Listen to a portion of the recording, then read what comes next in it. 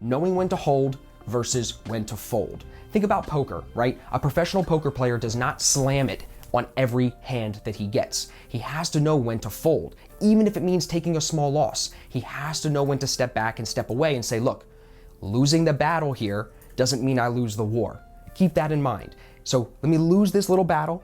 You guys saw a couple weeks ago, I took a loss on a Monday, come back on Tuesday, win the war, crush it on Tuesday, crush it Wednesday, crush it Thursday. You don't even remember the loss happened. And in the same situation where you fold and come back, you have to know how to hold your trades. Hey, I know this isn't working well for us, but let's hold in and stick it out because I think probabilities are in our favor. So now the question is, well, Austin, how do we know when to hold and when to fold? This is where the system comes into play.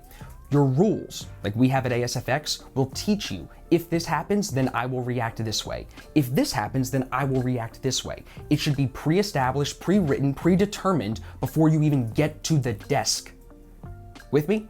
To the point where anytime you take a trade, your stop loss should be predetermined before you even click the button. Let's just say, for example, follow me here. Let's just say price is moving higher and you look like you want to maybe take a long position here. You should know where your stop loss is going to be. Let's just say, for example, right here, you should know where that's going to be before you even think about clicking that buy position. You can't be foolish like that, okay?